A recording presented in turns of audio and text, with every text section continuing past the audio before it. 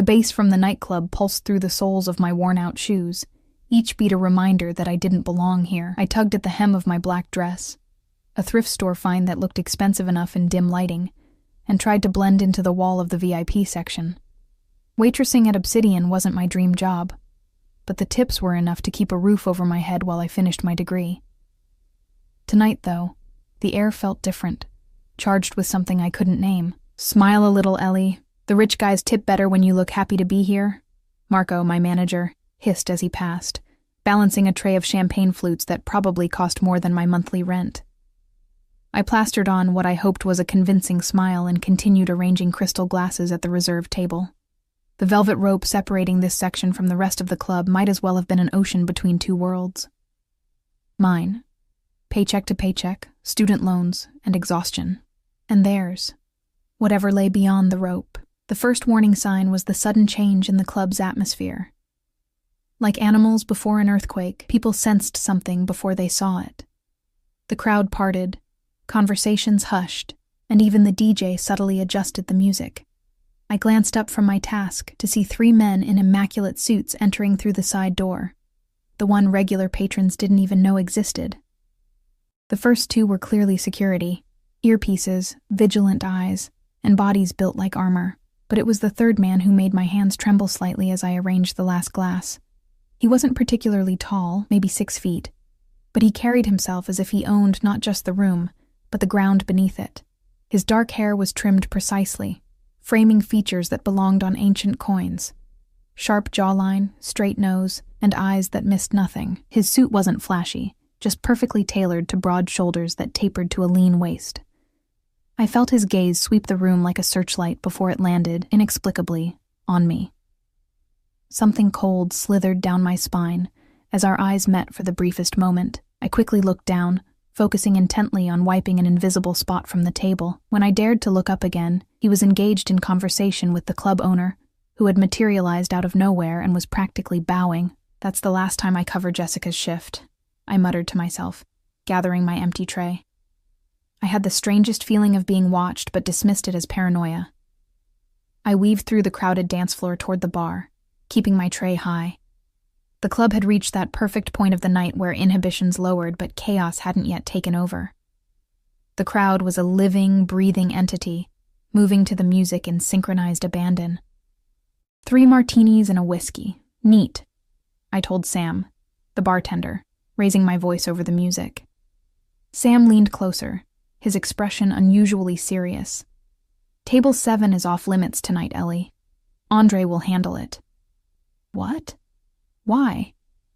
I glanced back toward the VIP section, where the mysterious man was now seated at table 7, his security positioned discreetly nearby. The club owner was still hovering, laughing too loudly at something that probably wasn't funny. "Just trust me on this," Sam said, already preparing drinks for another order. "Some customers are above our pay grade. My curiosity was piqued, but I knew better than to ask more questions. Obsidian wasn't just a nightclub. There were corners of the business that remained shadowy even to employees. I'd kept my head down for 2 years, focusing on the tips and ignoring the occasional suspicious activities I'd glimpsed. 3 hours later, my feet were screaming in protest, and my fake smile had become a grimace.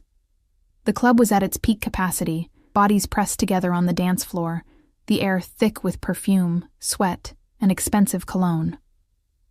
I'd just delivered a round of shots to a bachelorette party when I felt a hand slide around my waist. "Dance with me, beautiful," slurred a man with bloodshot eyes and a watch worth more than my car. His grip tightened as I tried to step away. "I'm working," I said firmly, attempting to remove his hand. "Please enjoy your evening, sir." His smile turned ugly. "Playing hard to get? I've seen you watching our table all night." I hadn't been, at least not him. My eyes had occasionally drifted to table 7, where the dark-haired man remained, still as a statue amidst the chaos, occasionally speaking to visitors who approached with obvious deference. But this drunk didn't need to know that. "I need to get back to work," I insisted, more forcefully this time. He yanked me closer, spilling my empty tray. "One dance. I'll make it worth your while." The surrounding crowd was too absorbed in their own revelry to notice my predicament. Security was nowhere to be seen. Panic began to rise in my throat when a deep voice cut through the noise. "There you are." The words weren't shouted, but somehow they penetrated the cacophony around us. The drunk's grip slackened as we both turned toward the voice. The man from table 7 stood behind us, his expression unreadable. Up close, his eyes were a startling gray, like steel reflecting winter light. Despite the club's heat, he looked impeccable. Not a hair out of place, not a drop of sweat visible. "I've been looking for you," he continued, his gaze fixed on me, ignoring the drunk entirely.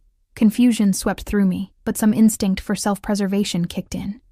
"Sorry," I said, my voice steadier than I felt. "The crowd's impossible tonight." The drunk looked between us, his alcohol-soaked brain trying to process the situation. "You know each other?" Before I could answer, I felt a warm hand on the small of my back. Not gripping like the drunk's had been, but present, undeniable. "Stay close. He'll think we're together," the stranger said quietly, his breath warm against my ear, sending involuntary shivers down my neck. I nodded slightly, allowing myself to be guided away from the drunk, who was now being approached by one of the security men, who seemed to materialize from the shadows. "Thank you," I said, once we were a safe distance away. I expected him to remove his hand, to nod and return to his important-looking meeting. He didn't. "What's your name?" he asked instead, his voice a low rumble that I felt more than heard over the music. "Ellie?"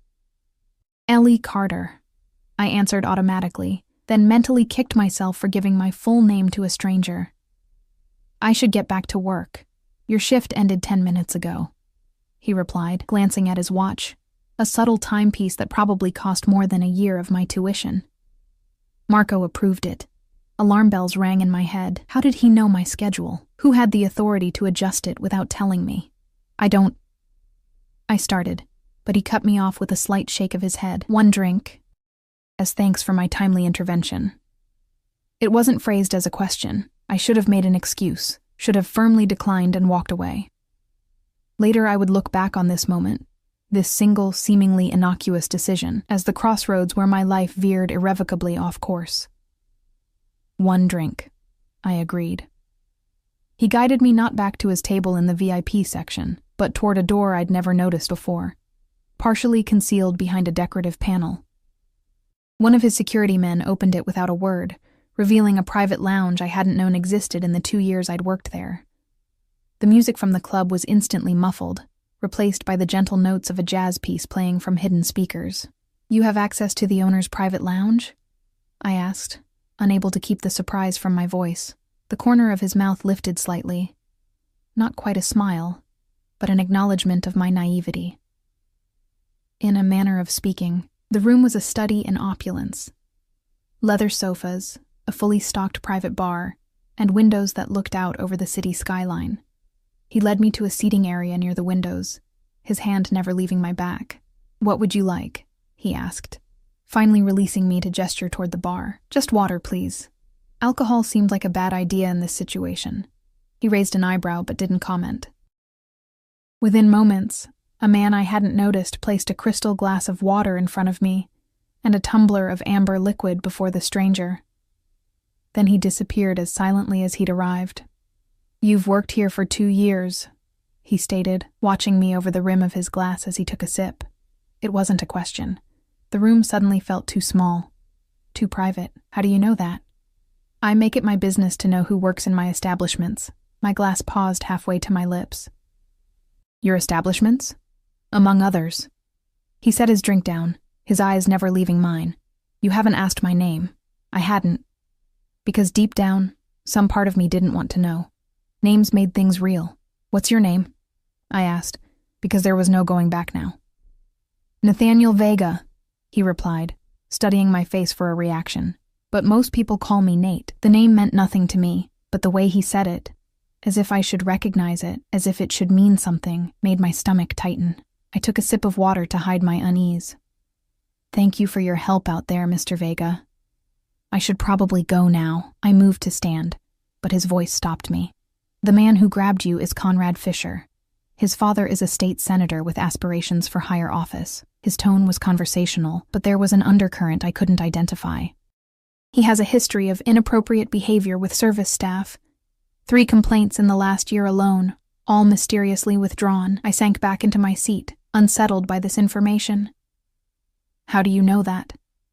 As I said, I make it my business to know. He leaned forward slightly. He won't bother you again. There was something in his voice, a certainty, a finality, that made me believe him completely and terrified me simultaneously.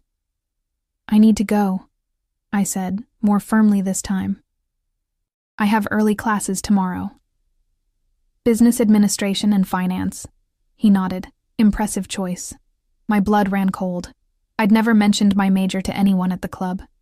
It was a deliberate separation of my worlds. Student by day, waitress by night. Who are you really?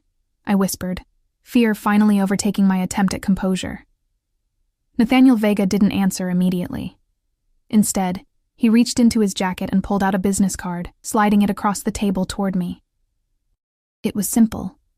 Expensive cream cardstock with just his name and a phone number embossed in black. Someone who values loyalty and intelligence, he finally said. And someone who could offer you something better than serving drinks to entitled children pretending to be men. I didn't take the card. I'm not looking for opportunities of that nature, Mr. Vega. For the first time, he smiled, a genuine expression that transformed his face from intimidating to devastating. I'm offering you a job, Ellie. Your financial knowledge combined with your observational skills would be an asset to my legitimate businesses. The emphasis on legitimate did nothing to reassure me. I stood, gathering my small purse. I need to go. He didn't try to stop me this time, but as I reached the door, his voice followed me. The card, Ellie. Take it. You never know when you might need a friend. I hesitated, then turned back and picked up the card, slipping it into my purse without looking at it again. Goodbye, Mr. Vega. Until next time, he replied with absolute certainty. The cool night air hit me like a slap as I exited the club through the employee entrance, my mind racing. The encounter felt surreal, dreamlike, yet the business card in my purse was tangible proof it had happened. I hailed a taxi, giving the driver my address with shaking hands.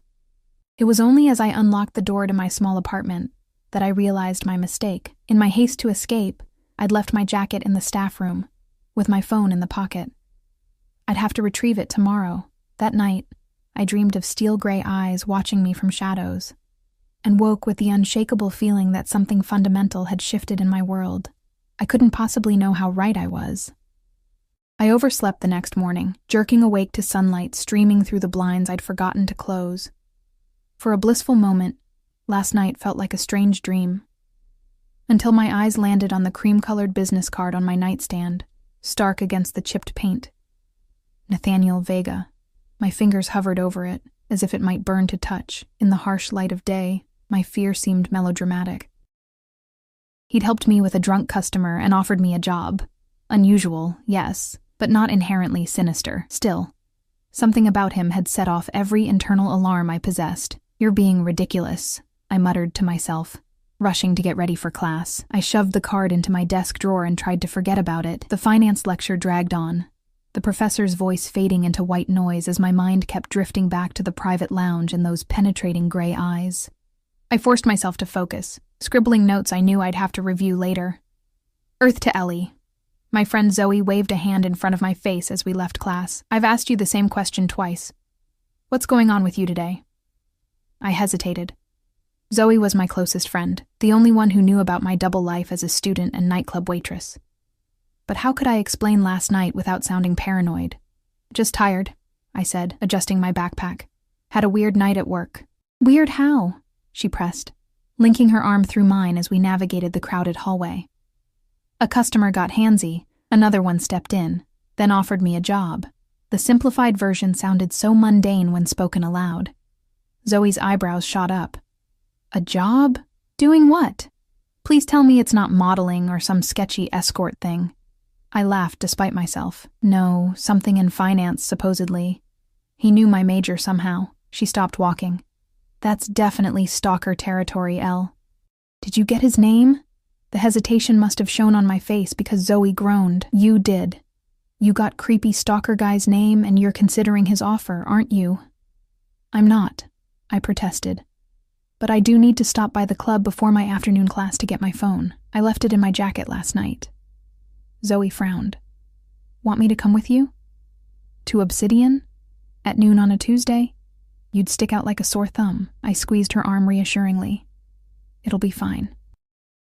The place will be practically empty except for staff. Text me when you get there and when you leave, she insisted. I agreed, conveniently omitting that my phone was what I was retrieving in the first place. The club looked different in daylight, smaller, seedier, the glamour of the night stripped away to reveal peeling paint and scuffed floors. The front entrance was locked, so I made my way to the staff door, punching in the security code. The silence inside was eerie after the pounding music of the previous night. My footsteps echoed as I walked through the empty club toward the staff room. I was reaching for the door handle when a voice behind me made me jump. Ms. Carter. I spun around to find one of Nathaniel Vega's security men standing there, his posture rigid, expression impassive. I recognized him as the one who had approached the drunk after Vega led me away. You startled me, I said, my heart racing. I'm just here to get my jacket. I left it last night. He nodded once. Mr. Vega anticipated you might return for your belongings. He extended a hand, holding my leather jacket, the second-hand one I'd saved up for months to buy. Your phone is in the pocket. The battery was low, so Mr. Vega took the liberty of having it charged. A chill ran through me. What? He also asked me to give you this. The man produced an envelope from his jacket. And to remind you that his offer remains open. I took my jacket and the envelope with numb fingers. How did you know I'd come now? The man's expression didn't change. Mr. Vega had someone watching your apartment since you left last night. When you exited the university building at 11:42, he calculated you would likely come here before your 2 p.m. class. The casual admission that I was being watched made my blood run cold. That's not okay. You can't just... Mr. Vega would like to invite you to dinner tonight, the man continued as if I hadn't spoken. A car will pick you up at 7. I'm working tonight, I said automatically, though I wasn't. Tuesday was my night off. No, you're not. Again, that absolute certainty. Your schedule has been adjusted. Anger flared, momentarily overriding my fear. Listen, I don't know who your boss thinks he is, but he can't just rearrange my life without my consent. Tell Mr. Vega thank you, but no thank you. For the first time, the man's expression flickered, something like surprise, quickly masked. I'll relay your message. He turned to leave, then paused. Miss Carter, Mr. Vega isn't accustomed to hearing no. Then this will be a novel experience for him, I replied, surprised by my own boldness. Once alone, I checked my phone. It was indeed fully charged, with 3 missed calls from Zoe. As I started to text her that I was fine, I noticed the envelope in my hand. Against my better judgment, I opened it. Inside was a check made out to me for $25,000, along with a handwritten note on heavy cardstock. For your student loans. Consider it an advance. NV. I stared at the check in disbelief. How did he know about my loans? The amount was almost exactly what I owed, a sum that would take me years to pay off at my current rate. The paper trembled in my hand. My first instinct was to tear it up. My second, shamefully, was to deposit it. The weight of my debt was a constant pressure, affecting every decision I made, to be free of it in an instant. No, I said aloud, shoving the check and note back into the envelope. There are no free lunches. I exited the club quickly, checking over my shoulder every few steps, the feeling of being watched making my skin crawl. On campus, I went straight to the financial aid office, where I applied for an additional loan to cover my final semester. It would add to my debt, but it would be clean money with terms I understood. By evening, I was jumpy and exhausted. I'd spent the day looking over my shoulder, half expecting to see one of Vega's men following me. I'd decided to stay at Zoe's apartment, away from my own place where I felt exposed, vulnerable. You're being dramatic, Zoe said, as she placed a frozen pizza in the oven. Rich guy makes inappropriate job offer. You say no. End of story. He had someone watching my apartment, Zoe. He knew my schedule, my major, the exact amount of my student loans. I hugged my knees to my chest on her couch. That's not normal. Okay, that's definitely creepy. she conceded. But what's he going to do? Kidnap you? This isn't a movie. A knock at the door made us both freeze. Zoe recovered first, moving to peer through the peephole. It's just Ray, she said, relief evident as she opened the door for her boyfriend.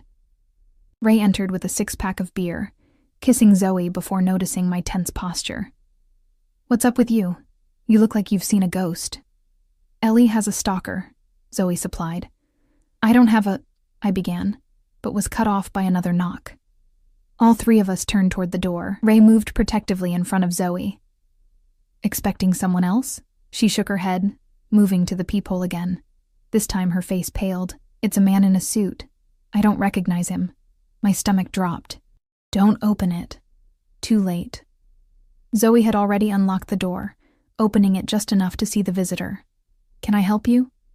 I'm looking for Eleanor Carter. The voice was unfamiliar. Not Vega, nor the security man from earlier. There's no one here by that name, Ray said, moving to stand beside Zoe. I know she's here, the man replied calmly. Mr. Vega is waiting in the car. He doesn't like to be kept waiting. I rose from the couch, anger temporarily overpowering fear. I moved to the door, positioning myself between my friends. Tell Mr. Vega I said no.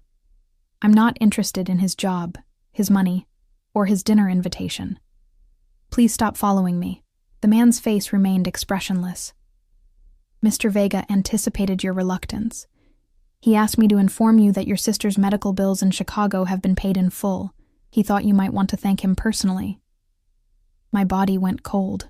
My sister, Maya, had been battling cancer for 2 years, the treatments draining her savings and our parents' retirement fund. I hadn't even told Zoe the full extent of the situation. How did he? I whispered, unable to finish the question. The car is waiting, Ms. Carter. Black Bentley at the curb. He stepped back, clearly expecting me to follow. Zoe grabbed my arm. Ellie, don't... I gently removed her hand. It's okay. I'll call you later. I grabbed my purse, avoiding Ray's concerned look. If I'm not back in 3 hours, call the police, I added, only half joking. The black Bentley was exactly where the man had said, its engine purring softly, windows tinted so dark I couldn't see inside. The driver opened the rear door, and I slid onto buttery leather seats, my heart hammering against my ribs. Nathaniel Vega sat across from me, as immaculate as he had been the night before, though now in a charcoal suit that probably cost more than a year of my rent. His expression was unreadable as the car pulled away from the curb. That was manipulative, I said without preamble, surprised by my own courage. It was efficient, he countered, his voice even. You needed help with your sister's medical expenses. I provided it. Now you're here, which is where I wanted you. You can't buy people, Mr. Vega. A hint of a smile touched his lips. Everyone has a price, Eleanor. Yours happens to be your sister's health rather than your own financial security. I find that admirable. I folded my arms across my chest. What do you want from me? Direct. I appreciate that. He leaned back, studying me with those unsettling gray eyes. I told you last night, I'm offering you a position within my organization. Your financial acumen would be valuable. What exactly is your organization? I asked. Because normal businesses don't conduct job recruitment by stalking candidates and manipulating them with personal information. Vega didn't answer immediately. Instead, he pressed a button and a panel slid open to reveal a small bar. Drink? No, thank you. I'd like an answer. He poured himself a small measure of amber liquid. I have diverse business interests. Real estate, import, export, entertainment venues like Obsidian. Some ventures require discretion. You're a criminal, I stated flatly. His eyes narrowed slightly, the first crack in his composed facade. I prefer businessman operating outside conventional regulatory frameworks. Despite everything, I almost laughed. That's a very fancy way of saying yes. The car slowed to a stop, and I glanced out the window to see we'd arrived at Terrazza, the most exclusive restaurant in the city. The kind with a 6-month waiting list and no prices on the menu. I believe this conversation would be better continued over dinner, Vega said, nodding to the driver who had appeared to open his door.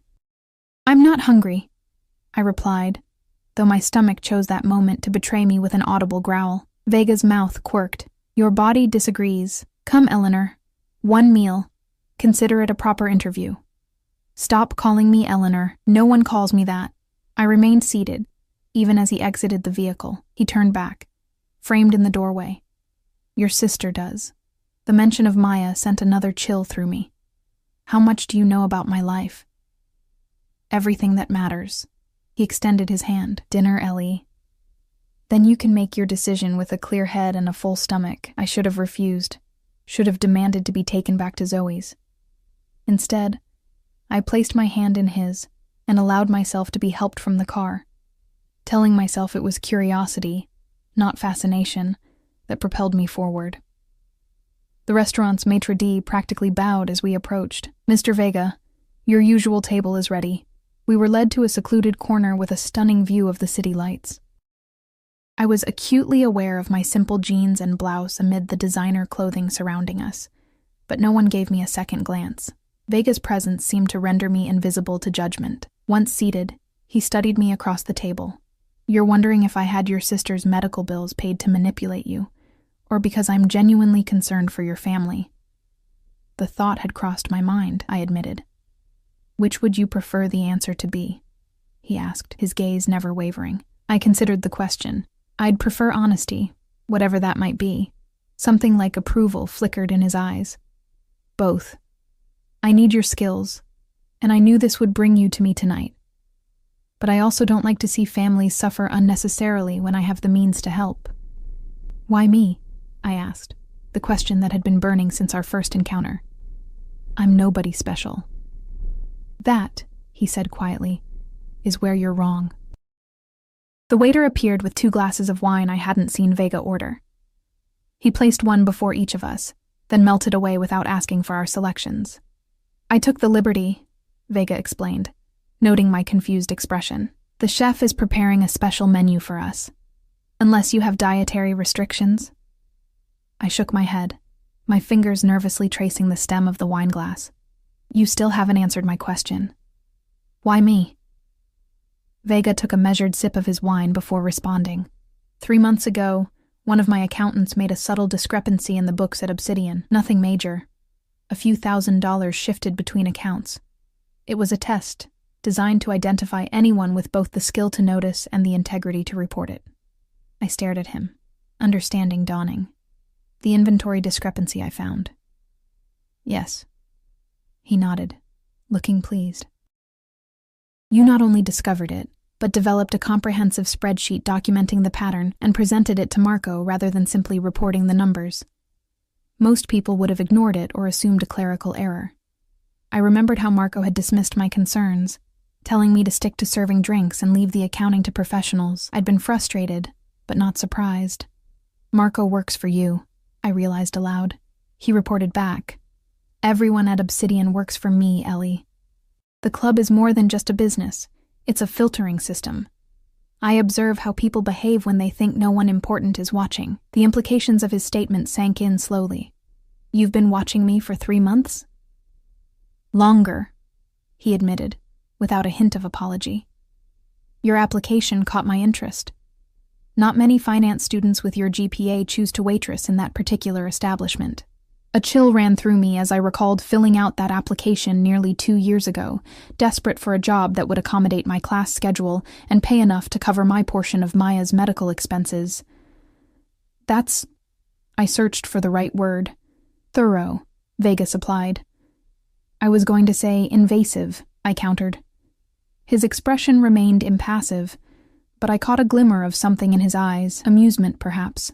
In my position, thorough vetting is necessary. I don't apologize for it. The first course arrived, an artful arrangement of seafood I couldn't name, garnished with edible flowers and delicate sauces. Under different circumstances, I might have been intimidated by such a sophisticated dish, but anger and confusion had overridden my social anxiety. What exactly is your position, Mr. Vega? I asked, setting down my fork without tasting the food. You own nightclubs and have security men who follow college students. You know details about my family that I haven't shared with my closest friends. You can apparently pay off medical bills with a phone call. What does that make you? He studied me for a long moment. You're remarkably direct for someone in your position. My position being alone with a man you suspect of being dangerous. His blunt acknowledgement should have terrified me. Instead, I found myself leaning forward. Are you dangerous, Mr. Vega? To some, he conceded, his voice low. Never to you. Something in his tone sent a strange flutter through my chest that I refused to examine. I forced myself to take a bite of food to hide my confusion. It was, predictably, delicious. I oversee a network of businesses and interests across the Northeast, he continued after a moment.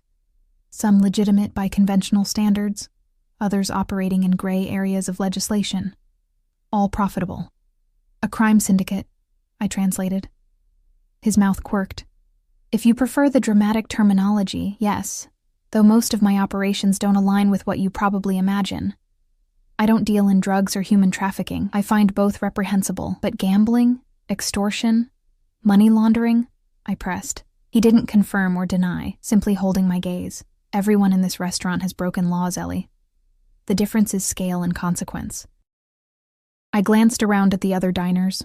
Wealthy couples, business people in expensive suits, a few celebrities I vaguely recognized. That's a convenient justification.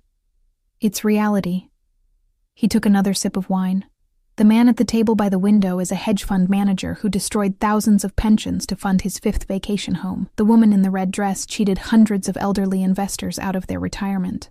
The distinguished gentleman by the bar sits on the board of a pharmaceutical company that raised the price of life-saving medication by 5,000% last year. His eyes returned to mine. Tell me, who's the criminal? I remained silent, unsure how to respond. The waiter cleared our plates and brought the next course. A perfectly cooked piece of fish with a delicate sauce. What would this job entail exactly? I asked finally. Surprising myself with the question, a smile touched his lips, a genuine one that transformed his face, making him look younger, less forbidding. Financial oversight for several of my legitimate businesses initially. Your degree will be useful, but I'll provide additional training. You'd report directly to me. And if I refuse? The smile vanished. Then you refuse. The check I gave you will be voided, but your sister's medical bills remain paid. Consider it a gift. I blinked, caught off guard by his response. Just like that? No threats? No consequences? I'm not in the habit of forcing unwilling people into my organization, Ellie. It creates unnecessary risks and complications. He cut a perfect bite of fish. However, I think you'll accept. His confidence irked me. What makes you so sure? Because you're bored, he said simply. You're intelligent, observant, and ambitious, trapped in a life too small for your capabilities. Waiting tables for entitled customers while your mind craves challenge. I'm offering you a way out, a path with real responsibility, compensation that reflects your worth, and work that will never be dull. His assessment struck uncomfortably close to home. I had been suffocating in the monotony of my existence, classes where I easily grasped concepts that confounded my peers, nights serving drinks to people who looked through me as if I were furniture, a future of corporate drudgery ahead if I was lucky enough to land a job after graduation.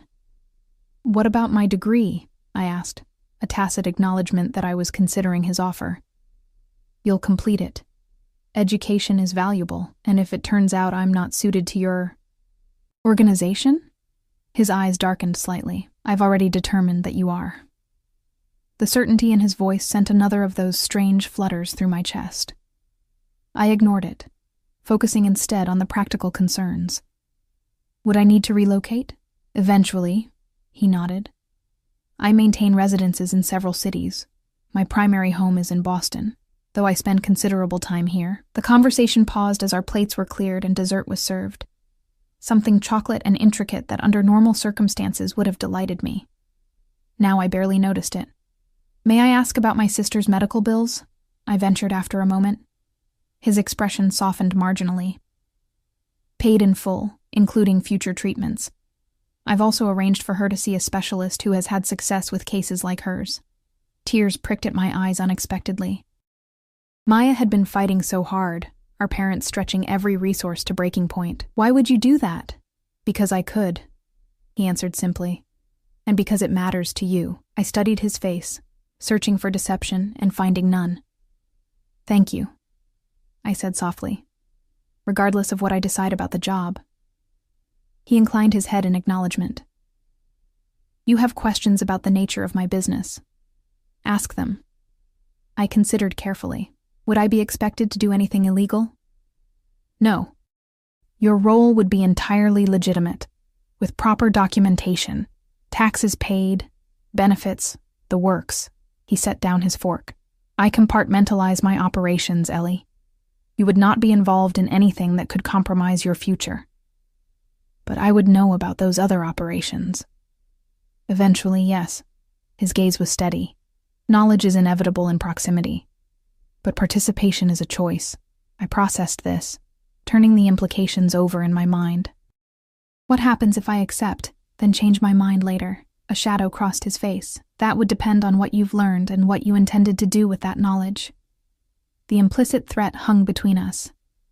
I nodded, understanding the boundaries he was establishing.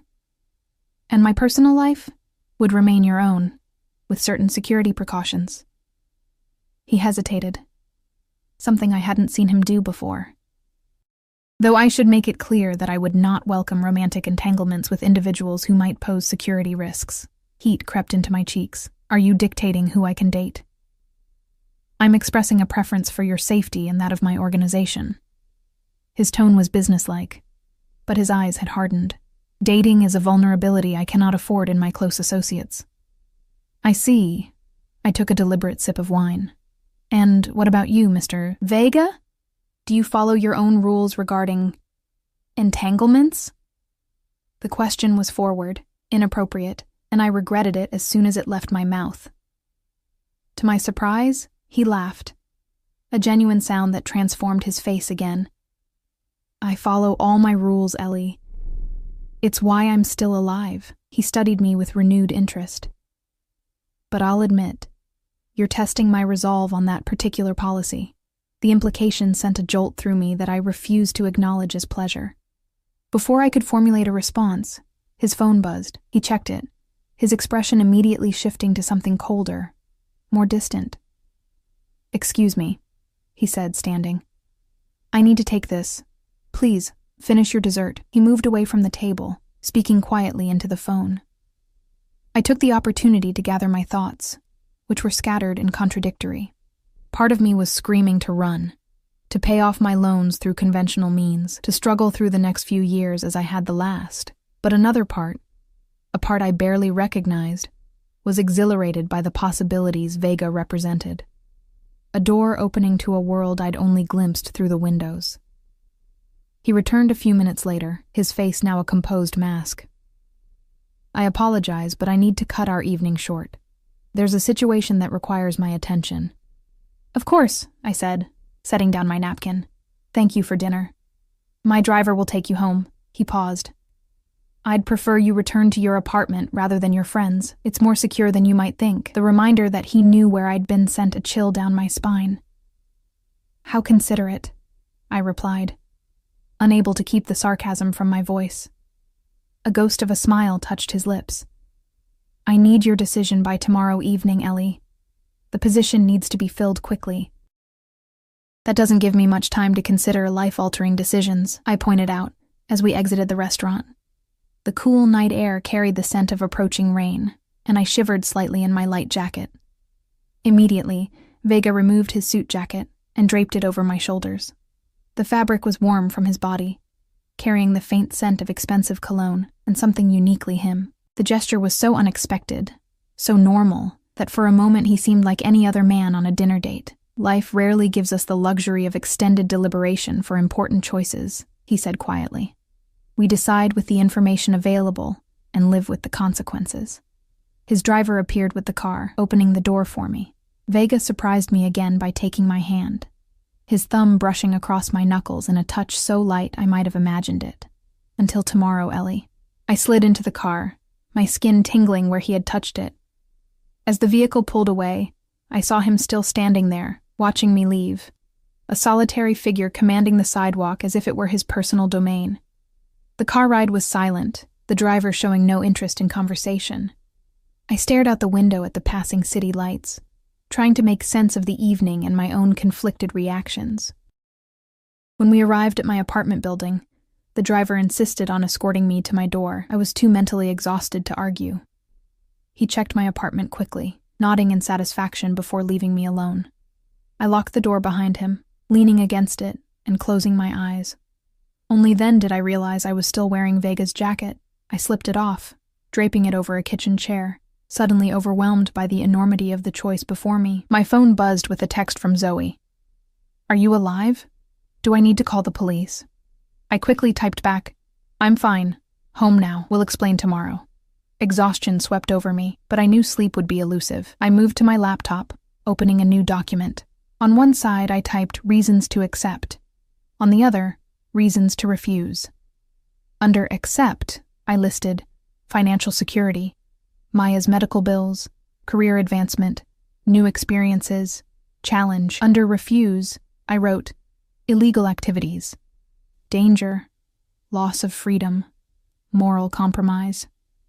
I stared at the lists until the words blurred. The logical choice was obvious. No job was worth entangling myself with a criminal organization, regardless of how legitimate my specific role might be. Yet something kept me from committing to that decision.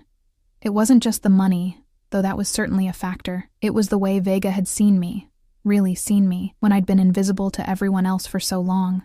The potential he recognized in me that no one else had bothered to notice. My phone buzzed again, an unknown number.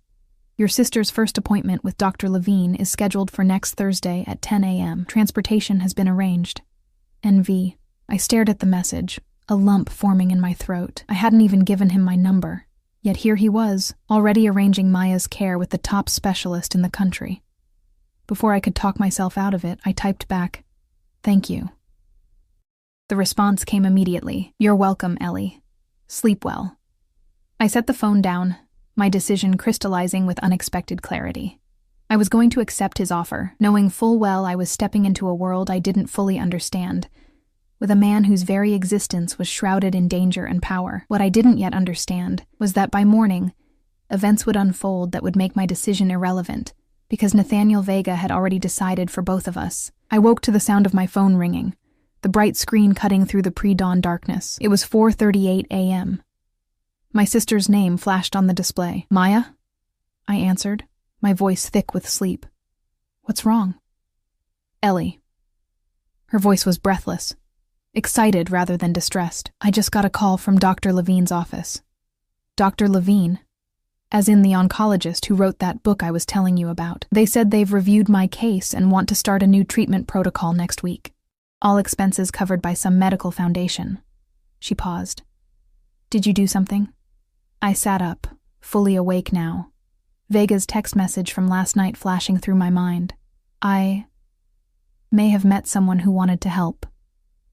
A someone who has connections to the leading cancer specialist in the country and access to a medical foundation with deep pockets. Maya's tone was skeptical.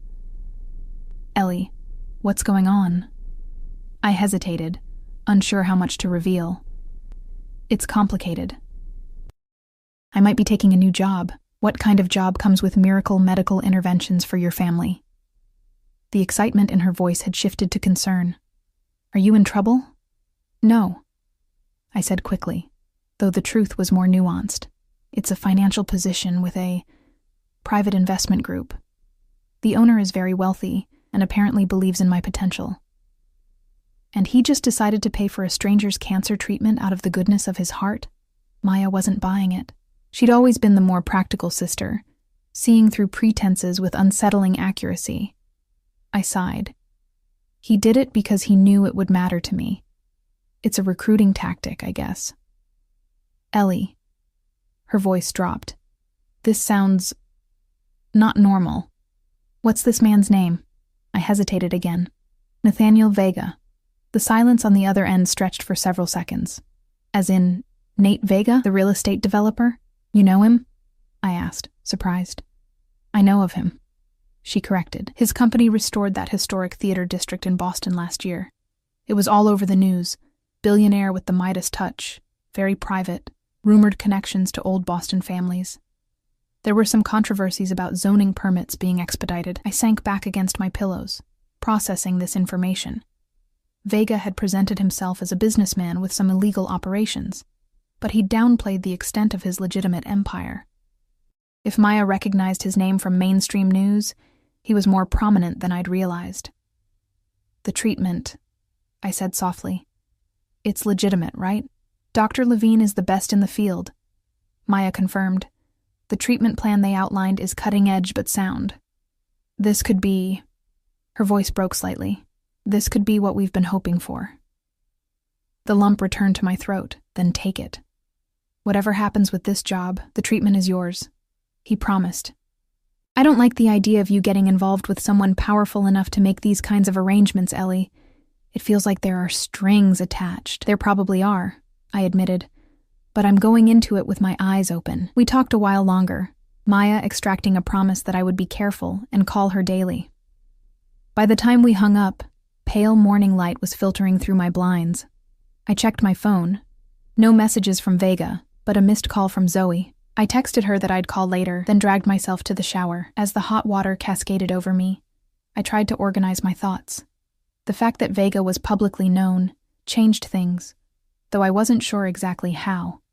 It meant he was more established, more legitimate than I'd initially believed, but it also meant he had more to lose if his illegal operations were exposed.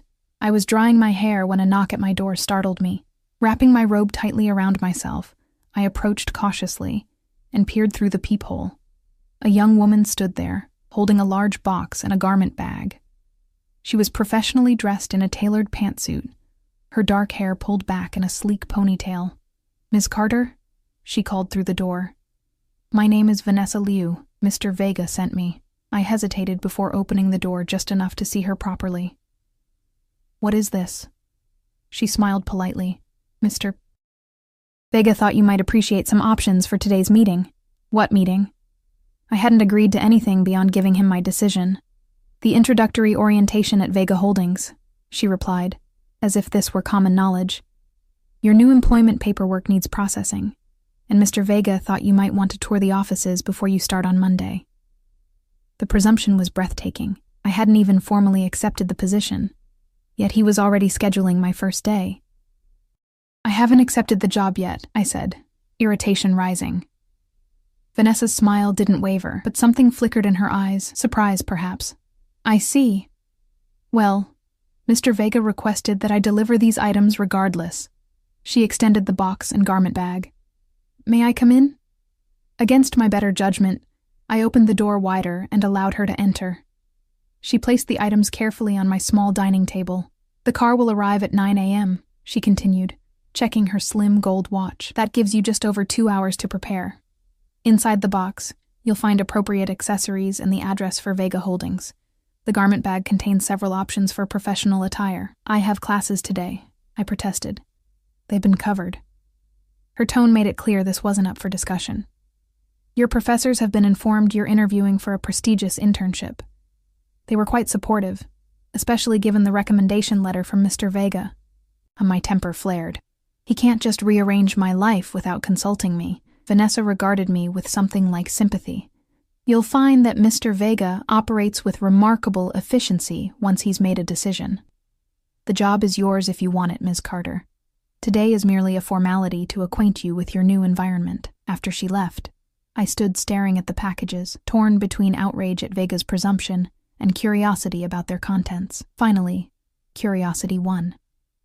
I unzipped the garment bag to find 3 outfits: a charcoal pantsuit, a navy dress with a matching blazer, and a cream blouse with a black pencil skirt. All were clearly designer pieces, the fabric rich and substantial beneath my fingers. The box contained accessories, a leather portfolio, a sleek watch, subtle gold jewelry, and a pair of black leather heels that looked both elegant and miraculously comfortable. Tucked into the portfolio was a business card for Vega Holdings with an address in the financial district. I sat heavily on my couch, staring at these offerings. The presumption was infuriating. Yet I couldn't deny the thrill that ran through me at the thought of stepping into this new world, even if just for a day. What harm could there be in simply touring the offices? I could still refuse the position afterward. "You're rationalizing," I muttered to myself. Nevertheless, at 8:55 a.m., I was dressed in the navy dress and blazer, my hair styled more carefully than usual, the delicate gold watch on my wrist. I looked like a different person in my small bathroom mirror, polished, professional, confident. The car arrived precisely at 9 a.m., not the Bentley from last night, but a sleek black SUV with tinted windows. The driver opened the door for me without a word, and I slid into the plush leather interior, half expecting to find Vega waiting. Instead, I was alone for the drive. Vega Holdings occupied the top 10 floors of a gleaming downtown skyscraper. The security in the lobby was extensive. ID checks, metal detectors, and guards who looked more military than civilian.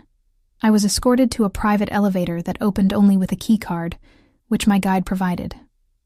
"Mr. Vega is in meetings until 11, the woman explained as we ascended. "In the meantime, Ms. Liu will show you around and begin your paperwork." Vanessa was waiting when the elevator doors opened onto the 45th floor. The reception area was a study in understated luxury, marble floors, original artwork, and floor-to-ceiling windows offering a breathtaking view of the city. "Welcome to Vega Holdings," she said, extending her hand. "How was your commute?"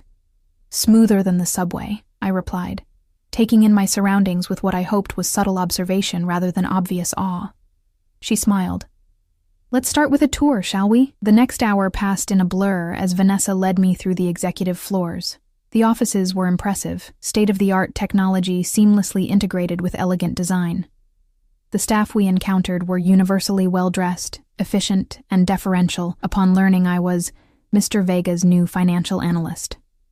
"This would be your office," Vanessa said, opening a door to reveal a corner space with 2 walls of windows and modern furnishings. It was easily 4 times the size of my entire apartment. "Of course, you'll customize it to your preferences once you start. It's overwhelming," I admitted. "You'll adjust quickly," she assured me.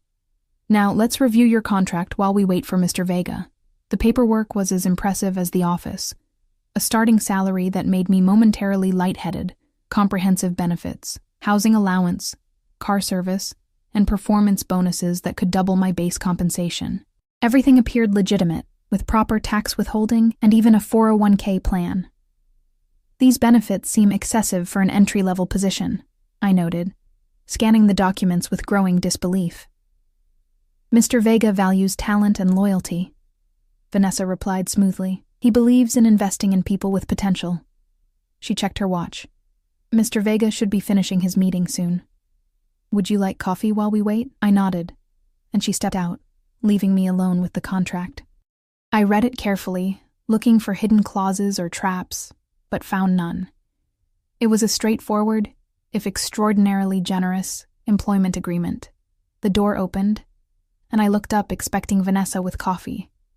Instead, Nathaniel Vega stood there, today in a navy suit that complemented my dress so precisely it seemed deliberate. His eyes took in my appearance with obvious approval. "The navy suits you," he said, closing the door behind him. I thought it might. I set down the contract. "You seem very certain I'm taking this job, Mr. Vega, aren't you?" he countered, moving to sit across from me. "You're here, dressed in clothes I provided, reviewing a contract most recent graduates would sign without reading." His confidence should have irritated me, but he wasn't wrong. I had already decided, despite my protestations to the contrary. "I have conditions," I said, straightening my shoulders. A smile touched his lips. "I'm listening." "I finished my degree. No more rescheduling my classes without consultation." He nodded. "Reasonable. Anything else?" "I want to understand exactly what I'm getting into. No surprises about the nature of your business 6 months from now." His expression turned serious. "I can't give you all the details at once, Ellie. Partial knowledge is safer for you initially. But I promise transparency at a pace that protects both of us." I considered this. "Fair enough." "Third condition. My personal life remains mine. You don't dictate who I see or where I go in my free time." Something flickered in his eyes, a darkness that came and went so quickly I might have imagined it. "Your personal safety is non-negotiable. Certain individuals would present security risks. Beyond that, your time is your own. And my family's medical care continues regardless of my employment status." I added. If this doesn't work out, Maya's treatment isn't affected. Agreed, he said without hesitation. Your sister's care is guaranteed. Unconditionally. I took a deep breath. Then yes, Mr. Vega, I accept your offer. The smile that spread across his face was genuine, transforming his features from intimidating to almost boyishly pleased. Excellent decision, Ellie. And please, call me Nate. The formality of Mr. Vega had been a small barrier, a way of maintaining distance. Using his first name felt like crossing a threshold I couldn't retreat from. Nate, I echoed, testing the familiarity of it. He stood, buttoning his jacket with an elegant, practiced motion. Let's make it official, shall we? I signed the contract with a strange mix of trepidation and exhilaration. Vega, Nate, watched me with that intense gray gaze, making the simple act feel momentous, irreversible. Welcome to Vega Holdings, Ellie, he said when I finished. I believe this is the beginning of a very productive partnership. The rest of the day passed in a whirlwind of introductions, security clearances, and technology setups. I was issued a company phone, laptop, and ID badge with access to specific floors of the building. Vanessa remained my guide, explaining procedures and protocols with brisk efficiency. By late afternoon, my head was spinning with information. Nate had disappeared after our meeting, apparently called away to a business emergency, but Vanessa assured me he would be in touch soon. Your apartment lease expires next month, she mentioned casually as we waited for my car. Mr. Vega has arranged temporary accommodations until you decide on a permanent residence. The company maintains several properties for executives. Again, that presumption that my life was now his to arrange. But this time, my irritation was tempered with reluctant appreciation. My apartment was a cramped studio with unreliable heating, and a persistent mold problem in the bathroom. The thought of living somewhere that matched the elegance of the Vega Holdings offices was undeniably appealing. The car arrived to take me home, the driver as silent as before. As we pulled away from the curb, I caught sight of a familiar black Bentley parked across the street. Though I couldn't see through the tinted windows, I knew instinctively that Nate was watching, making sure I left safely. The knowledge should have felt intrusive. Instead, it sent a peculiar warmth through me that I didn't want to examine too closely. Back in my apartment, I changed into comfortable clothes and tried to process the day's events. My phone, my personal one, not the new company device, buzzed with messages from Zoe demanding updates. I texted back that I was fine and would explain everything tomorrow. As I was heating leftover pasta for dinner, a knock at my door startled me. This time, the peephole revealed a courier holding a small package. Delivery for Eleanor Carter, he announced when I opened the door. The package was wrapped in heavy cream paper, secured with a black ribbon. No sender was identified. I thanked the courier and closed the door, turning the package over in my hands before carefully unwrapping it. Inside was a small velvet box. My heart skipped as I opened it, revealing a delicate gold necklace with a simple pendant. A small key crafted from what appeared to be white gold or platinum, inset with a tiny diamond. A note card accompanied it, written in a strong, slanting hand. To new beginnings and opened doors. Dinner tomorrow, 8 p.m. N. I lifted the necklace, the key pendant catching the light. The symbolism wasn't subtle, a key to a new life, a new world he was unlocking for me. Or perhaps a reminder that I now had access to things previously beyond my reach. I fastened it around my neck, the metal cool against my skin. As I looked at my reflection, the woman staring back seemed different already. Not just the external polish of the designer clothes from earlier, but something in the eyes. A recognition of crossing a threshold, of choices made that couldn't be unmade. My phone buzzed with a text from the unknown number. Nate's number. It suits you. I moved to my window, scanning the street below. No black Bentley, no obvious security, yet the message had come immediately after I'd put on the necklace. I touched the key pendant, a chill running through me. Are you watching me? I texted back. The reply came instantly, always. The single word should have terrified me. Instead, it sent that strange warmth through me again, along with something darker, more complex. A thrill I didn't want to acknowledge. I was playing with fire, and some part of me, a part I barely recognized, welcomed the burn. The next 2 weeks passed in a blur of transitions. By day, I trained at Vega Holdings, absorbing financial systems and corporate structures with an ease that surprised even me. By night, I packed my meager belongings for the move to what Vanessa called temporary accommodations, a penthouse apartment in a building Nate owned downtown. I'd expected resistance from Zoe when I told her about the job, but after her initial skepticism, she'd been cautiously supportive. "Just promise you'll get out if it feels wrong," she'd said during our coffee meetup.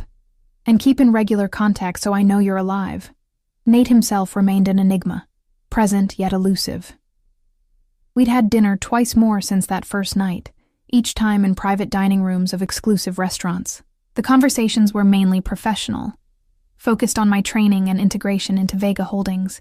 Yet undercurrents of something else rippled beneath the surface, in the way his eyes lingered on mine, the occasional brush of his hand against mine when passing documents, the text messages that came at odd hours, asking if I was comfortable, if I needed anything. It was during our third dinner that the carefully constructed professional facade began to crack. "You've impressed everyone," Nate said, as we finished our entrees in a candlelit private room overlooking the harbor. "Harrison says you've already identified inefficiencies in our accounting systems that his team missed." I smiled, pleased by the praise. The redundancies were subtle but significant. You could save about $4 million annually by restructuring those departments. "I didn't hire you to save me money, Ellie." His voice had dropped to that lower register that seemed to resonate somewhere beneath my ribcage, though I appreciate the initiative. "Why did you hire me?" I asked boldly, the question that had simmered since our first meeting. "The truth." Nate studied me for a long moment, swirling the wine in his glass. "Because you see what others miss. Because you're intelligent enough to be dangerous, but ethical enough not to abuse it. Because you're loyal to those you care about." He paused. "And because I've never met anyone quite like you." Heat crept into my cheeks. "You barely know me. I know enough." His gaze was intense, unapologetic. "You underestimate how revealing your actions are. The way you protected your drunk friend at a party last year, even though she'd been dismissive of you earlier. How you tutored struggling classmates without accepting payment. The extra food you brought to the homeless man outside your building every Tuesday." I stared at him, unnerved by these intimate details of my life casually laid bare. "That's invasive?" he supplied, echoing our earlier conversation. "Perhaps, but necessary to understand who you truly are." "And who am I, in your assessment?" I challenged, unsettled by his surveillance yet strangely flattered by his attention. His expression softened almost imperceptibly. "Someone rare, Ellie. Someone worth protecting." The air between us changed, charged with something beyond professional interest or casual attraction. I broke eye contact first, reaching for my water glass to steady my hands. "Tomorrow you move into the Archer building," he said, seamlessly shifting to practicalities. "Security protocols there are extensive. You'll have a dedicated parking space in the secured garage, though I recommend using the car service for now." I nodded, grateful for the return to business. "Vanessa mentioned restricted access to certain floors?" "Yes. Your credentials allow entry to the residential floors, common areas, and your specific unit. The top 3 floors are private." "Your floors," I guessed. His mouth quirked. "One of my residences, yes." The knowledge that he would be in the same building sent another of those unsettling thrills through me. I pushed it aside, focusing on logistics. "Will I need special clearance for guests?" Something flickered in his eyes, a momentary darkness. "All visitors must be approved by security in advance. It's for everyone's protection, Ellie." "Even Zoe?" I asked, testing the boundaries. "Even family," he confirmed. "Though I've already added your sister and Ms. Chen to the approved list." Of course he had. Nate was always several steps ahead, anticipating my needs, removing obstacles before I encountered them. It was both comforting and disquieting. The following afternoon, I stood in my empty apartment for the last time, a strange melancholy washing over me. This cramped, flawed space had been mine. The first place I'd lived alone, a symbol of my independence. Leaving it felt significant, irrevocable. My phone buzzed with a text from Nate. "The car is waiting. Is everything all right?" I took a final glance around the bare walls. Just saying goodbye.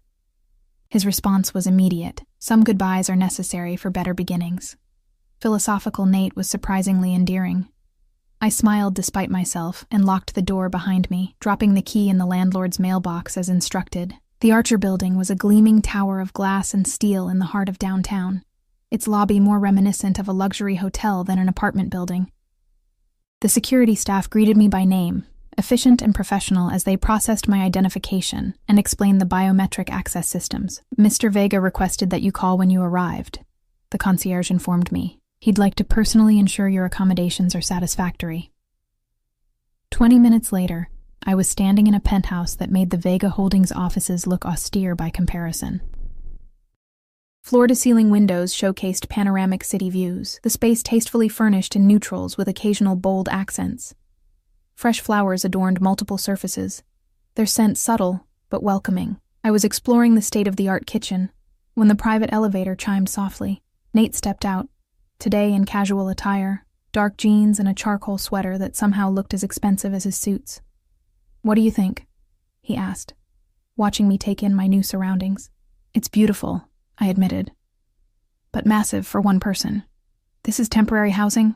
He smiled, moving further into the space. "I believe in appropriate environments for valuable assets. Is that what I am? An asset?" The question emerged more vulnerably than I'd intended. Nate approached slowly, stopping just close enough that I could detect the faint scent of his cologne. "You are many things, Ellie. Asset is merely the most professional term." My pulse quickened at his proximity. "And the unprofessional terms?" His eyes darkened. "Would cross several boundaries I've established." The tension between us was palpable, electric. I should have stepped back, maintained the professional distance he himself had referenced. Instead, I found myself asking, "What boundaries are those exactly?" He studied me for a long moment, something fierce and restrained in his gaze, ones that protect you from complications you're not ready for. "Shouldn't I decide what I'm ready for?" I challenged. His jaw tightened. "Not in this. Not yet." He stepped back, creating distance between us. "I've arranged for dinner to be delivered at 7. The kitchen is fully stocked if you prefer to cook. Security has my private number if you need anything." He moved toward the elevator. "I have meetings until late tonight. We'll review your first full portfolio assignment tomorrow." And just like that, the professional mask was back in place. The moment, whatever it had been, broken. "Nate," I called as he reached the elevator. He paused, looking back at me. "Thank you for all of this." Something complex passed across his features. "You've earned it, Ellie. Remember that." After he left, I explored my new home more thoroughly, discovering thoughtful details that spoke of careful preparation, my preferred coffee already stocked, the bookshelves containing several titles from my wish list, the bathroom supplied with the exact brands of toiletries I used. The master closet was fully furnished with a wardrobe I could never have afforded. Designer pieces in my size, ranging from casual to formal, all in colors and styles I would have chosen myself. A note card on the dressing table read simply, "Appropriate attire for your position. No obligation to use, if not to your taste.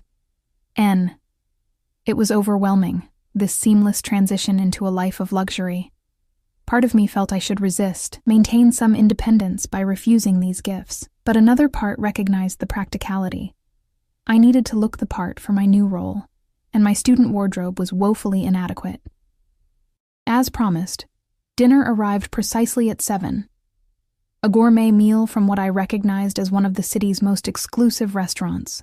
I ate alone at the massive dining table, the silence of the penthouse both peaceful and slightly disorienting after years in my noisy apartment building. I was washing my wine glass when my company phone rang, an unlisted number. "Hello?" I answered cautiously. "Ms. Carter?" The voice was unfamiliar, male, tense. "This is Samuel Richardson, Mr. E. Vega's head of security. There's a situation requiring your immediate attention." My heart rate spiked. "What's happened? Is Nate okay?" "Mr. Vega has been involved in an incident. He's asking for you specifically." Richardson's tone was clipped, professional. "A car is already en route to your building. ETA 3 minutes. Please be in the lobby." "What kind of incident?" I pressed, already moving toward the bedroom to change from my lounge clothes. I'm not at liberty to discuss details on this line. Mr. Vega will explain when you arrive. The call ended abruptly. I dressed quickly in jeans and a sweater, grabbing my purse and both phones. My mind raced with possibilities. A business emergency, a security breach, perhaps something related to the shadowy side of his operations that I'd been kept insulated from. The black SUV was waiting as promised, a stone-faced driver holding the door open without greeting. We drove in silence through the night-darkened city, eventually turning onto a quiet street lined with warehouses near the harbor district. Alarm bells began ringing in my mind. This wasn't a hospital or a police station. If Nate were injured, why bring me here? Where exactly are we going? I asked, tension coiling in my stomach. Mr. Vega is inside. The driver pulled up to a nondescript building, its windows dark. 3rd floor. They're expecting you. Every instinct screamed danger, yet concern for Nate overrode my caution. I entered the building, finding a freight elevator that creaked ominously as it ascended. The 3rd floor was dimly lit, a single bulb illuminating a long corridor with several doors. At the far end, light spilled from beneath a door. I approached cautiously, heart hammering against my ribs. Before I could knock, it swung open, revealing a large open space that appeared to be a converted factory floor. Industrial lights cast harsh shadows across concrete floors. Nate stood in the center of the room, unharmed, his posture rigid with tension. Blood stained the cuff of his white dress shirt. 3 other men were present, 2 I recognized as his security team, and a 3rd tied to a chair, his face bloodied, head hanging limply forward. Ellie. Nate's voice was controlled, but his eyes blazed with something dangerous. I apologized for the deception. There was no other way to be certain. Fear and confusion battled within me. Certain of what? What is this? A necessary test. He gestured toward the bound man. This is Vincent Maroney. Until recently, he handled certain financial transactions for an associate of mine. 3 days ago, he was approached by federal agents. Yesterday, he agreed to wear a wire. I stared at the injured man, horror washing over me. What have you done to him? Nothing permanent, Nate replied coldly. The question is, what happens next? Understanding dawned with sickening clarity. Why am I here? Because I need to know where your loyalties lie, Ellie. He moved toward me, his movements precise, controlled. Vincent made a choice that endangers people I protect. In my world, such choices have consequences. You're going to kill him, I whispered. The reality of Nate's world finally, truly sinking in. That depends on you. My blood ran cold. On me? Nate's expression was unreadable. You have 3 options. 1. You can leave now, return to your apartment, and tomorrow you'll be relocated to a position in our legitimate operations in another city. You'll never see me again, but your sister's care will continue as promised. I swallowed hard. 2. You stay and observe. Prove you can be trusted with the reality of my business. My voice trembled. And 3? Something shifted in his eyes, a flicker of what might have been regret. There is no 3, Ellie. Not really. Because I already know you can't do either one and live with yourself afterward. The man in the chair groaned, beginning to regain consciousness. One of the security men moved toward him, but Nate raised a hand, stopping him. This is the reality behind the offices and penthouse apartments, Nate continued, his voice softer now. This is what maintains the empire. I wanted to protect you from it, but circumstances have forced my hand. I felt sick, lightheaded. You brought me here to what? See if I could stomach murder? Was any of it real? The job, the apartments, I cut myself off, unable to name the electricity that had sparked between us. All of it was real, he said fiercely. Your talent, your position, he paused. My regard for you. But this is also real, Ellie. This is the foundation everything else is built upon. Let him go, I said suddenly, surprising myself with the steadiness in my voice. Nate's eyebrows rose. That's not one of the options. Make it one. I stepped closer, fear giving way to a strange calm. You said you value my intelligence. Here it is. Killing him solves nothing. The FBI already knows he was working with them. If he disappears, they'll know exactly who is responsible. They'll suspect. They won't be able to prove it, one of the security men interjected. I ignored him, keeping my focus on Nate. There are smarter ways to handle this. Ways that don't involve crossing a line you can never uncross. What do you suggest? Nate asked, his tone neutral, but his eyes intense, watching me. My mind raced. Feed him false information, use him to mislead the investigation. Make it clear to the FBI that their informant has been compromised without eliminating him. It undermines their case while giving you time to clean up whatever operations he might have knowledge of. The room fell silent as Nate considered my words. The injured man raised his head groggily, fear dawning in his eyes as he took in his surroundings. An interesting proposition, Nate said finally. Risky. Less risky than murder, I countered, and more profitable in the long run. A ghost of a smile touched his lips. Always the financial analyst. He turned to his security team, issuing quiet instructions I couldn't hear. One of them nodded and left the room, while the other began untying the captive. Nate returned to me, taking my elbow and guiding me toward the door.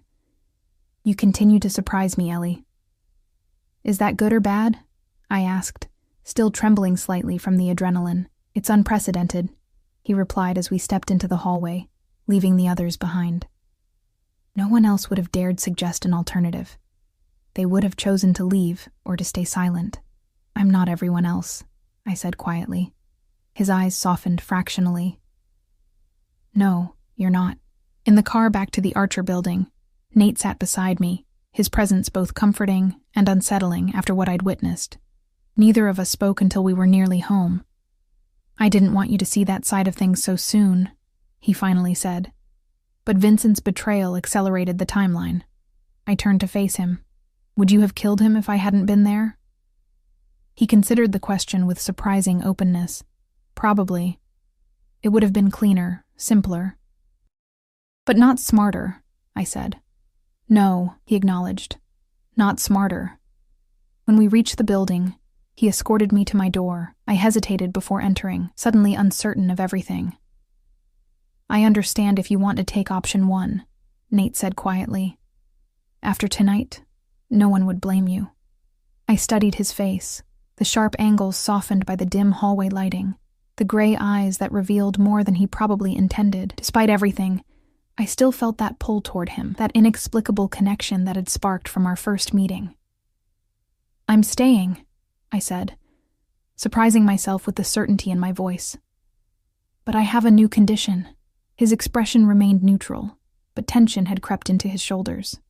Which is? No more tests, no more deception. If we're going to do this, whatever this is, it has to be with honesty, even when the truth is ugly. Something like relief crossed his features. Agreed. I unlocked my door but didn't open it. And one more thing. Those boundaries you mentioned earlier, we need to discuss those. Properly.